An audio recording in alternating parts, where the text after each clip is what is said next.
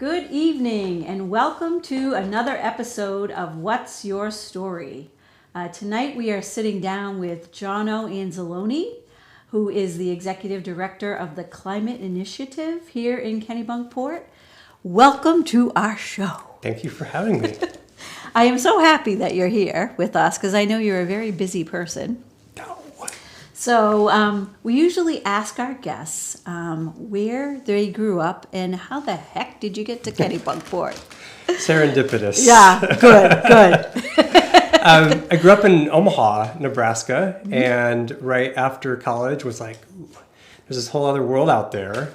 And fortunately, through many stops in between, we had an opportunity to move back to Maine. My husband's from Maine. And he's like, Nebraska's nice, but, and we had just recently finished up service. I was working for the International Red Cross in Panama.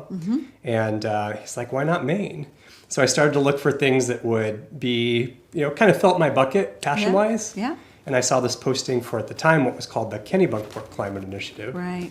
I thought, this is a really cool mission. Wow. So I read about it, applied, and Mr. Bradbury and others on the board said, let's give him a shot. Oh, So here we are. How wonderful. So back to Omaha. So you went to grade school through there, and then off to the wide, wide world. The wide, wide world. Yep. In fact, just, kind of thinking about places like libraries, one of my, most fun moments was kind of growing up with the Willa Cather Library in Omaha, Nebraska. And not to give away like secrets or anything, but my library card number is still a variation of how I've rigged my pins and my passcodes for 43 years now. Sounds familiar. I think a lot of us do the same thing. That's great. Serve many practical purposes. Yeah. What was the Willa Cather Library like? It was wonderful. All kind of single story building. Yeah. It was modest. Yeah. But I just remember the summer reading program. That's what sticks out in my mind. Yeah. Yeah. And just being able to go in and I was infatuated with the little stamp they used to put the due dates. We still use that. Yes. Here at Graves Library. It's necessary. Most places have moved on to the slip and stick it in the book, but I don't know. There's just something about grabbing that book and knowing you look in the back and you know when the date is and Yes, the little some of card. that. Like the little card pocket was That's something right. special. Yeah, that's right. I loved it. So, so after school, you went on to. Did you go on to college? And I did. I went to Creighton University, which is a Jesuit university in Yep. Omaha. Okay. And then took like a month off after I graduated and went straight on to University of Nebraska. Wow. And I did my master's in economics there. Yeah. And then I returned to the University of Nebraska to do my doctorate many years later. Yeah. But I'm really close to my folks and my family. And so the longer, I knew I wanted to go explore the world. And so I knew that was, I don't think I realized it, but it was a special time to be able to actually do my education there and be as close as I could to them, knowing that I probably wouldn't be there for the rest of my life. Yeah. Yeah. Siblings? Older sister and older brother. I'm the baby. Uh-huh. It has many pros and many benefits. I'm the baby too. Yes. There are a lot of pros to that, isn't it? Yeah. Yes. Middle children will not say that, but No, my brother is the middle, and through having children, he is a very different person than when he was the middle child, and it's amazing to see that transformation. yeah. Your parents still with us? They are. Oh, My that's dad's great. 79; he's going to be 80 next year, Yeah. and mom just turned 75. Wow. And thank goodness, in great health. My Yeah. mom just got her new hip, Oh, wow. That's so we hope great. to get her out here to spend some more time with us. Yeah. When was the last time you saw them? May. Okay. I'm still very close. Yep. And so I talk to them every day, Yep. every single day. Yep. And also make it a point, regardless of where we were living across the globe, we went back quite often. Good for you. So in May, we took our electric vehicle and we drove with the Golden Doodle. And 26 hours later, we landed. And I was a week early, so I surprised them because I knew they eat at a very specific time. Yeah. And so I landed right when I knew that I could knock on the back porch. And Oh, wow. Oh, that's exciting great. So where did your husband grow up here? Was he right here? Or in Buxton. Oh, in Buxton. In Okay. Buxton. His parents raised them in Buxton. His grandparents are from Kennebunkport. Okay. Passed away here, unfortunately. Yeah. But that's the irony is like, I had always heard about Kennebunkport. Isn't that funny? And when we first met 10 years ago, we came here and I was like, this is a really cool community. But I never thought there'd be this kind of full circle. Right. And coming back.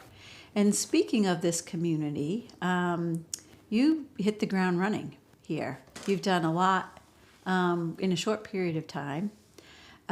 So can you tell us a little bit about the Climate Initiative? Yeah, it's been exciting. I call it like startup. And when I was even trying to describe what it was like, it reminds me of all the positive things of Silicon Valley with like .com startups, the good stuff, as I like to say. Yeah. And what really brought to me that kind of fury to like run fast is I had been since 1994 when I was a Red Cross youth member.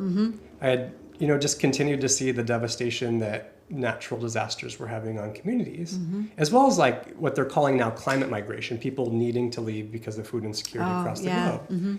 And they're winding up, predominantly in more well-resourced countries. So when I was interviewing with Tom Bradbury and others on the board, they had this bold vision to try to reach 10 million youth by 2025. And it's something that brought me a lot of fire in my belly to like get out there. But what also really, really excited me was this idea of it being nonpartisan. Because I grew up in an organization at Red Cross that was neutral and impartial and believed in civil discourse. And I like to say there's something for everybody in the world. So if that's not the flavor that somebody needs and they believe in protesting and marching, that's okay too. But also we work with 13 to 23-year-olds. Right. And that all started right here with RSU 21, Gulf of Maine Institute, the Conservation Trust, and UNE.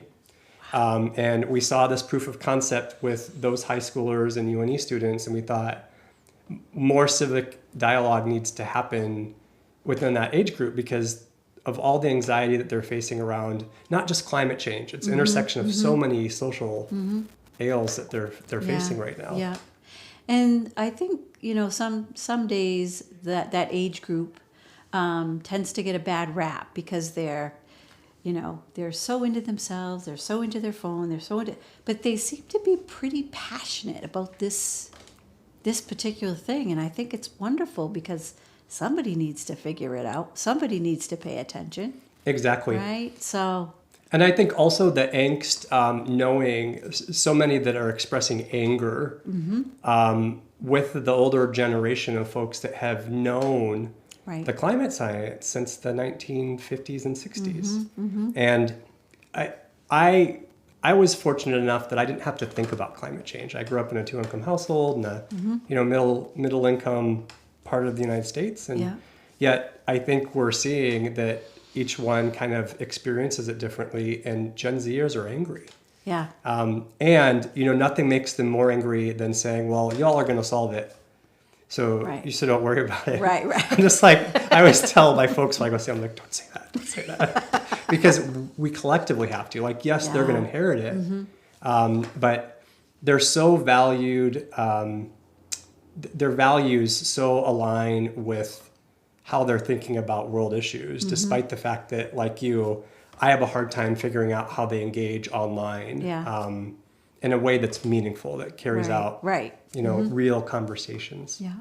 So how do you get the word out with the help of these students? But how is it that you, I know that, we were recently lucky to have an event here back in April, I think it was. Boy, that was a long time ago. It feels like it. But, so things like that. But what other things are happening in your world? It's everything from introducing the subject. We call it education empowerment, and activation. So the education pieces are introducing various topics, whether it's sea level rise, invasive species, renewable energy, climate equity, and climate justice. There's a series of educational modules, but moving beyond that to empowerment. What does it really mean to allow students, to give them the tools to engage with their communities, and especially for those that may not think like them. And then most importantly, take that to action, activation. We like to call it actionism instead of, kind of thinking about the typical activism. Right. So we have programming that stems from, there's free modules that high schools, now 41 states are using our learning labs across the U.S. And then the empowerment is community conversations across the United States. Our event that we hosted here, thanks to you, was all about just like getting together with community members in small or large form and talking about climate change.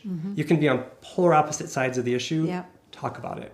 And then lastly, it's activation. So we have funding available, especially for under-resourced communities where a lot of students of color between 13 and 23 traditionally haven't had access to even the smallest amounts of capital to do a community project. So it might be a $300 micro grant or a $5,000 project to do something bold. But those are kind of the programmatic offerings around educate, empower, and activate. Wow. So in your board that you have, I met a few people here.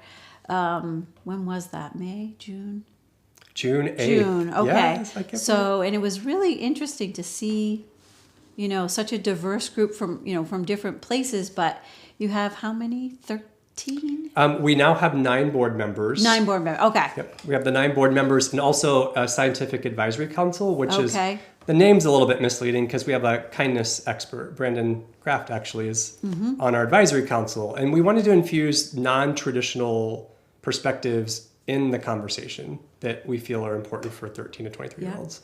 But we got really lucky. I pinch myself every day with the board. Mr. Bradbury's been my board chair since we started. And having that wisdom from when he started the Conservation Trust, but also deep on relationships, like really listening skills and how people perceive issues in a multitude of ways, and just, being open and trusting. So we have a board member in Kenya. We have 2 in California. We have 3 that are here in Maine. Angela Zong just joined our board. She's now in a gap year, but she's undergraduate. And then also Alejandra just joined our board in the spring, and she is going to be a sophomore at Dartmouth. So we're actually bringing young people onto the board as full board members. I think that's smart. And it helps challenge, I think, the assumptions around adults have it all figured out. To your point earlier, like youth are looking at things dramatically different than even my generation. I'm only 43. And the issues that they bring forward, I'm like, oh my gosh, I just need to hush. And listen. I need to listen more because it's powerful. And we do get into that pattern of, well, this is how we've always done it. Well, now we see that it shouldn't have been that way. Right. And even having positions like that can make change right from the get-go. So even when you're planning events and how you promote them, and all those kinds of things. So so where is your base here? So we like to say we're virtual first. We're very fortunate. When we first started the Conservation Trust, we were around there. I call it the dining room table with our laptops. And then with the 4 of us that are here, we're fortunate that there's an amazing donor that has donated space over in Kennebunk. And we use that for meetings and conferences. But out of our 19 staff and 7 interns, only 4 are in Maine. So on any given day, there's so much virtual engagement. A lot of times we'll just work from wherever. Sometimes I go down to Dock Square and grab a coffee and work from there. But we're really hoping to continue to promote this idea of what we're seeing emerging as a work trend, which is not to lose human connectivity, but also climate change is everywhere. And so to centralize ourselves in any one place we felt was going to be somewhat of a disadvantage, and especially from a diversity and equity perspective, like getting young people, you've met some of our staff, they're relatively new into the workforce. And so even thinking about affordability to live in certain places, Right. even Portland has become, Yeah. really prohibitive to bring in young professionals. So Right. we're very fortunate that folks have really embraced the model, but also we budget and also take into consideration travel from a climate change perspective to really bring folks together from time to time. And it doesn't always have to be in person, because you can get a lot done, in different ways. We used to think about, or I used to think about, okay, what can I do in my little corner of the world? And I think that your organization does a great job of your corner of the world is many corners, right? So it's great that you can branch out and get these other people involved from other countries, and because it all has to happen on the same planet. Exactly. And I always, I think in particular, growing up in Nebraska, where climate change is still a bit polarizing for some folks, like we really heard in the webinar in April, it's like, just talk about it. Right. Like, people don't have to feel guilty if they can't afford an EV or don't want to put solar on their homes, but just talking about the issue is equally as important. And, my dad and I talk about this a lot. The greatest eco warriors, the whole environmental movement was started with Teddy Roosevelt. Well, I'll precede that with our Native American brothers and sisters who have always had love for the earth first and foremost. Right. In modern political systems, Roosevelt, with the establishment of the national parks, Forest Service, the Clean Water Act, Clean Air Act, these were Republican administrations. So when I go back to Nebraska and somebody says, "You're working on climate change," that's just a bunch of, I'm like, wait a minute, like look at where so much started, and can come back to in terms of seeing it as a non-controversial issue. Yeah, and thank goodness it did, when those places were named national parks and, not used up for other things. Exactly. So,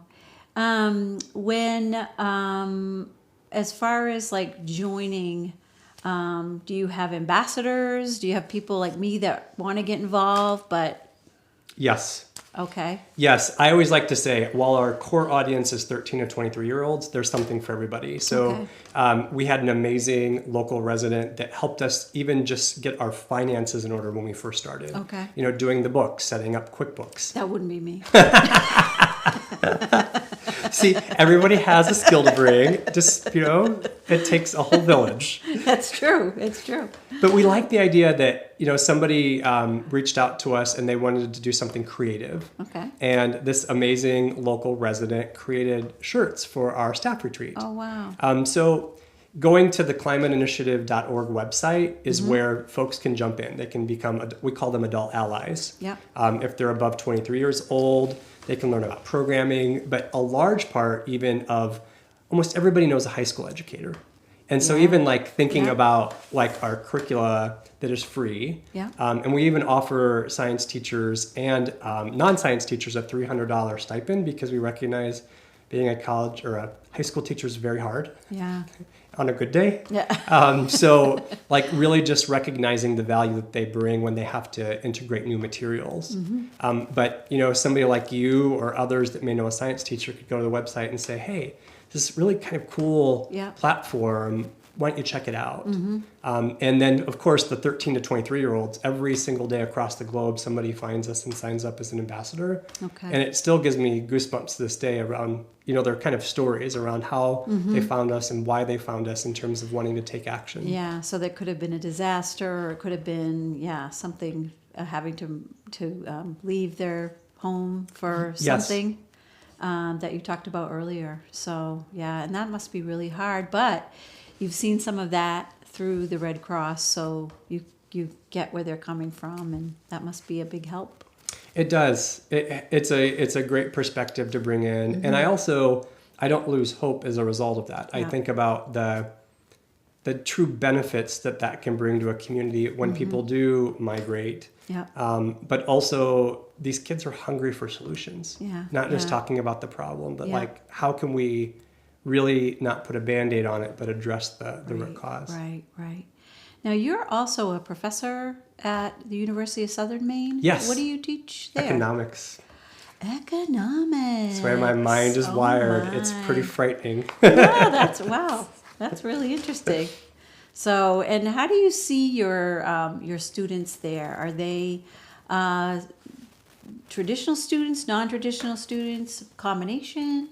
Most of the USM students, well, it's a commuter campus Yeah. Until the new dormitories are built, which we're very Okay. excited about. Yeah. So I think it'll bring some additional life to the campus that, let's say, Gorham or the campus in Lewiston Auburn has. Yeah.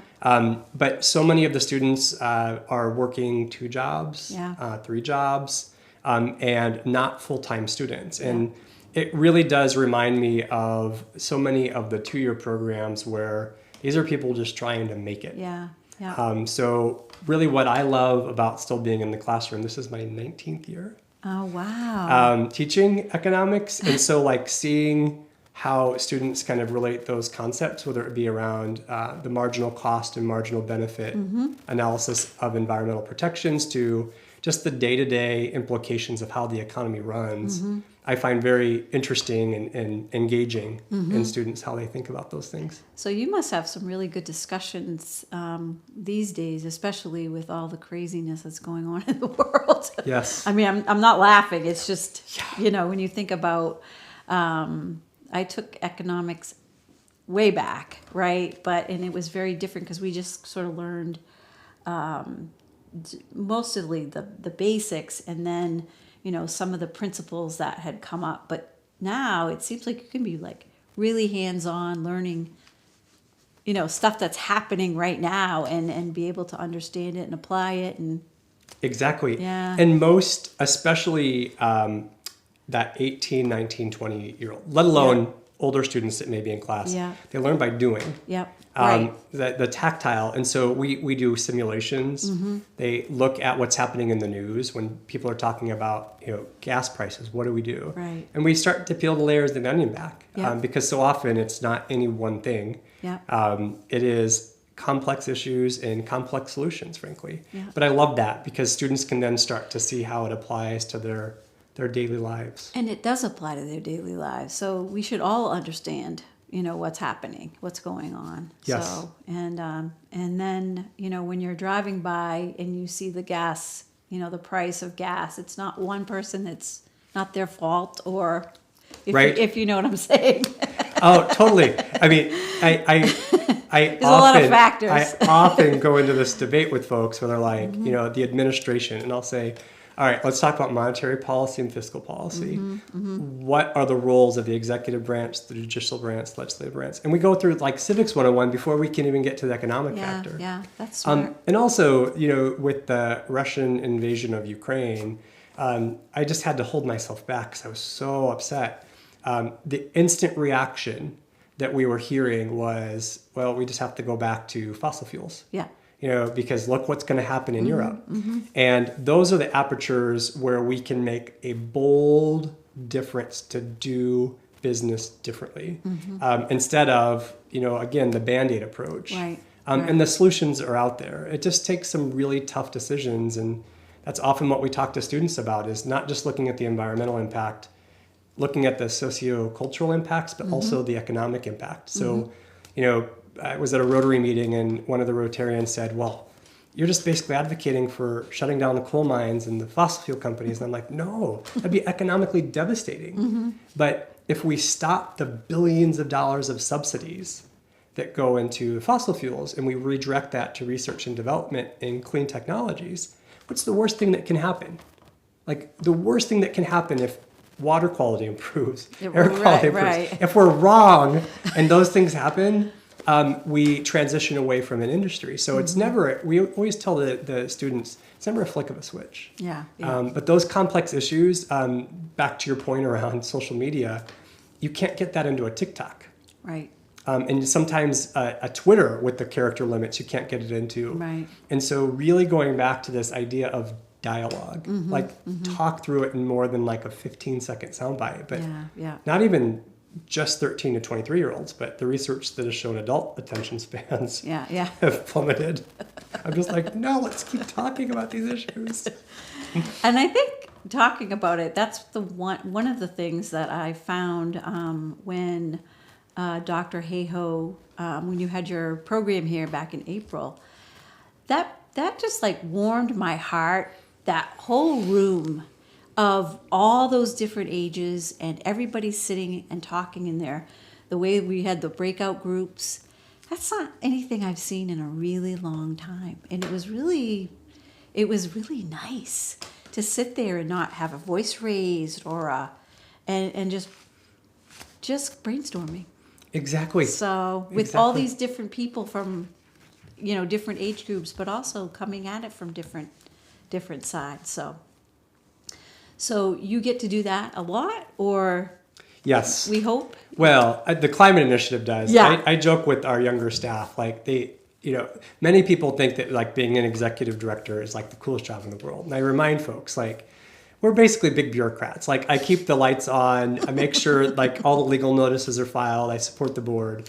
And then occasionally get to go out into the community and like really do some cool stuff. Yeah. But day to day, that's what the staff are out there doing, is really replicating these conversations. We just had an amazing teachers retreat in Miami, where teachers came together and really went deep into some of the tools that are available to them to really bring climate equity to the front of the classroom. And again, even in states that may struggle with recognizing climate change, North Carolina, passed a bill last year that prohibits city and county planners from taking into consideration the effects of sea level rise in city planning. And, the economist in me is going, like, what are we thinking, right? But it's got to be such a hot issue. So an example in Florida is like, just talk about it. Yeah. To your point with Dr. Hayhoe, it's just, it doesn't have to be escalated. Let's work through why we see things through different lenses. And do you see school curriculums, like this stuff is part of the curriculum now and hopefully will, or is it still kind of, you're still trying to get in the... As a scholar of federalism, I both love our federalist structure, and there are days I just want to beat my head up against a wall. The beauty of the federal system is that the DOE can't, Department of Education can't say thou shalt. They can create incentives. Fortunately, the amazing state of Maine with Janet Mills has created an environment where they're talking about climate change in a very bipartisan way. And they passed a $2 million educational bill that isn't a mandatory requirement for schools, but it's available to help them should they choose to. So school boards ultimately have the ability, without kind of that tension that exists from a state going to a local municipality. I have long held the belief as a humanitarian that left to their own devices, free markets just don't function efficiently and effectively. The most marginalized people typically have been the most damaged. So when I think about what smart regulation or smart policy can do, I think we have to reckon with the fact that people don't argue that oxygen keeps us alive. But yet, when we think about ways that we bake in environmental education into the school system across the federal system, it becomes very controversial. And people don't like to be told what to do, so they like to, that was my idea, right? So I think that's a smart way to approach it, because it's there. So you can't say, sorry, we didn't have the support. You do. You just need to come to the side of the table and exactly. And I think even the states that have done it well, like Maine, I'll use as an exemplar. It's and it's an incentive-based approach. It's not the carrot, or it's not the stick. It's the carrot, which is here's some funding. Should you choose to. And I think over time those issues will become less of an issue across the U.S. Right. So when you're not at work and when you're not teaching at USM, what do you like to do? Well, it's summer in Maine, so this is only our second summer since we moved back. So just getting to explore Maine has been really delightful. I'm also big into community service. I love my Rotary group. Just to be able to get to know folks here, that was instrumental. And then my two other kind of civic engagement, I'm on the board of the Craft Emergency Relief Fund. It's called Surf Plus. and they work with makers, whether it be wood or ceramics, glass blowers, Okay. And essentially those that have been impacted by disasters. Yeah. They might lose a kiln in an earthquake or a wildfire. Yeah. And Surf Plus provides that safety net for the maker community, Oh, for the how artist community nice. across the country, which I absolutely love. I came to know them about 11 years ago after a disaster, and I was like, I want to find out more. Yeah, that's really great. And then the other one is I'm fortunate to also serve on the Sewell Foundation. Okay. And really just getting to know that intersection. They talk about environment, humans, and then animals. Animals, yep. And that concentric circle to me was something that I was like, I want to do something with them because they really do have that kind of overall nexus of care for those three things. And I like the way that they have shaped it so that, when you are, like we've tried to go after grants, applied for grants, not tried to go after, but applied for grants with them. And I like the way that they break things. It makes sense, when you're trying to figure out, because everybody's looking for money, so we all are. And so, but it has to speak to you. Yes. When you're the foundation, if I'm trying to apply, it really has to speak to you to support me. Yes. So I think it's wise that they do it that way. And what I appreciate about their approach also is they're not in the scarcity mindset. It's a privileged position with the size of the corpus that they have, but I think what they encourage are potential grantees and community members not to see it as a scarcity, but really abundance, like a mindset of abundance that allows us to collaborate, to work together. And really that's something I think that you've been very generous with inviting us into the space on a number of occasions. It's been great. I mean, I feel like every time I talk with you, I feel like I've known you forever and ever. So, and you have such a great team. So, and that comes from you. So. I inherited. I mean, what I call the original founders, Leigh Lowry, who's our director of programs and outreach, Megan Cooper, who does marketing communications, and then Emily Farrick is our kind of other mainer, and she works on the communications team. But like coming to work every day, knowing that you're surrounded by, I always like to say great energy. Great energy, and if I'm a 7, they're 10s. Yeah. And that's what I love. It's like hire people smarter than you. Because they really do, they know and are passionate about what they want to accomplish for young people. Yeah. And I think also with working with the town, Eli Rubin, who has joined the town as town planner last fall, and the selectmen being on board with a lot of the things that are going on, especially with your group. I think it's just really, it's nice to know that you've got, some other people out there to work with you. So yes, we're all in this together. Exactly. And the town, I can't give them enough credit. I mean, variety of perspectives and backgrounds, but aligned that we really want to protect this place that we love. Yeah. And that's impressive. Yeah. And a lot of them that have been around and seen the changes. I grew up in Saco, and in my lifetime, I think we've talked about this, that jetty that we have at Camp Ellis. In my lifetime, I've seen so much. And I'm old, but not that old. But, seeing like a two-way street, gone. Those houses that were on that two-way street, gone. Like all of those things. And then when all that stuff disappears out into the ocean, nobody's going to come and put it back because it's gone. And so you can't build into the water, right? And so, but just some of those little things that with the storms that we've seen that have come up further, and the erosion and all of that stuff. But there's a lot more people, I think, that are new to there, so they don't know that.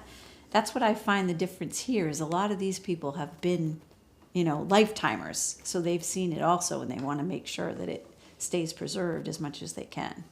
So I like Goose Rocks Beach is the perfect example. Yes. Right? You've got those beautiful islands that protect, but you want to make sure that they continue to protect. Exactly. So, for years, decades to come. Yeah. Yeah. So exploring Maine. Have you been to a new favorite place that you hadn't been before? Oh, like location. I just Yeah. went to Newcastle, Maine this weekend. Okay. Where the Watershed Potters Ceramic Studio Yeah, is. yeah. And I think this is their 26th, they call it Salad Days, so they celebrate the that's school. awesome. And a featured artist basically makes these beautiful ceramic plates, and then they have a big salad bar. Oh, how cool. So that's fun. Belfast, we went up to, just did a little day trip, and that was absolutely adorable. Yeah. But I have to say, like, as the weather's gotten nicer, I find myself not wanting to leave here. Oh, yeah. Because yeah. I'm like, why would I want to leave? I know. So I do a lot at Meadow Woods, at the Conservation Trust trails. Yeah. And then with the Golden Doodle, we go just to the main trust property. Right. And this weather, it's just like hard to justify. Going anywhere else. Yeah, I agree. We haven't, and knock on wood, the humidity hasn't been a problem this year. It has, I think, last year I remember it being really sticky. Oh, yeah. And I think this has been like the nicest air that we've had in a while. So let's hope it continues. I know.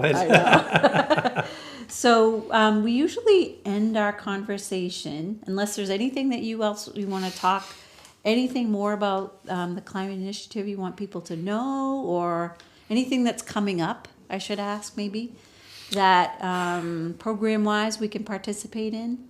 Or even if folks know teachers, we have our second, because we've only been around a year and a half. Yep. So this is our second summer that we're doing the National Teachers Academy that will be at the Ecology School. Okay. In Saco. In Saco, yeah. And that's the first week of August. Okay. And registration is still open. All and so right. for anybody that knows a teacher, it doesn't require a ton of time. But if you've not been out to the Ecology School, it's amazing. Drew and his team.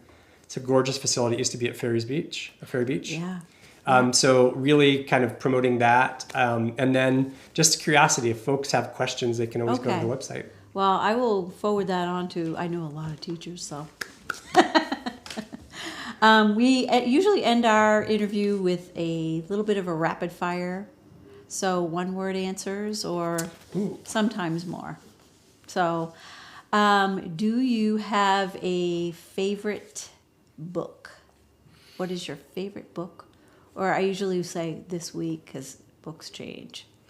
I remember, this is going to sound so funky probably. It's a book called If Buddha Dated. Okay. And it's about relationships and very much from a compassion perspective. Okay. And I've drugged that little book around for 20 plus years. Oh, that's because awesome.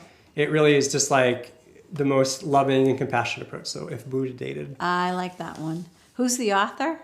It's a very good question. Oh, okay. It's not Buddha. I know that much. All right. I'm going to look that up. Do you have a favorite movie? I don't. Okay. I know this is terrible. No, that's okay. I'm terrible with pop culture and cinema. That's all right. That's all right. Do you have a favorite ice cream flavor? Vanilla. Vanilla. Okay. Favorite cocktail? I'm allergic to sulfates and also a lot of like barleys and Yeah. things. So you stay away. It's water and coffee. No wonder very sad. you're fit and trim. That's good. Mike Kelly, I need to pretend that I'm allergic to something and get rid of some of these. But that's not a bad thing. It's true. It's true. I'm a great DD. Like when folks need a ride, they can count on me. We were actually out on Peaks Island one time, and I decided it was champagne for a toast for a wedding. I'm like, I'm just gonna try a little bit. And we had to take the very next ferry out because I broke out so badly. Oh my gosh. So I'm like, I haven't outgrown it. I thought for sure over the years I would. So I don't even mess with it anymore. I hope you do you wear anything that says? I have it in my wallet. Okay. I do Oh, have it that's in my good wallet. because you never know. Yes, that's very true. So, all right. So coffee. So what kind of coffee? What's your favorite coffee? I do not discriminate when it comes to coffee. I grew up on like Senka and Folgers, and have since come to appreciate like more fancy coffee. But honestly, if somebody were to pour some Senka into a cup, To me, it would be a delicious cup of coffee. Okay. I love mornings in Paris. Yeah. I go to CPK quite a bit. I go to Bradbury's. Yep. And then, of course, we just have a huge stock at home. But I just love coffee. Mix it up. Yeah. Do you have a favorite flavor or just straight out? Straight up. But I will try new flavors of coffee. There's some that I just can't put my mind around. Yeah. Like the traditional, like hazelnuts are great. But every once in a while, there's a wild Maine blueberry one. I was like, Yeah. I might be pushing it. Yeah. I get that. I totally get that. Favorite restaurant? And it doesn't have to be here, but do you have a favorite restaurant? Yes. Le Sole Mio just closed after 30 years in Omaha, Nebraska. Oh, wow. And our neighbors were the proprietors. And Don and Marie just, the kids didn't want the business, but they had the best Italian food next to my mother's. Oh, okay. I have to say that for public record. You might want to tell her that in the camera. For you, Mom, best Italian food, and then Le Sole Mio. Perfect. I'm now re-invited to the house. Perfect. Yeah, and you're going back soon, so you better Exactly. be on the good. I love that you're still so close to your family, even though you're here. That's just wonderful. And I think that the way you operate, the way you experience life, it's so uplifting. The rest of us can learn something from you. Every time I see you, you're such a positive light.